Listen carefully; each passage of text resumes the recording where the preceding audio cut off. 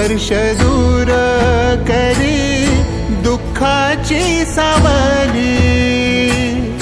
गुरु भेटीसाठी झाली जीवाची काहिली।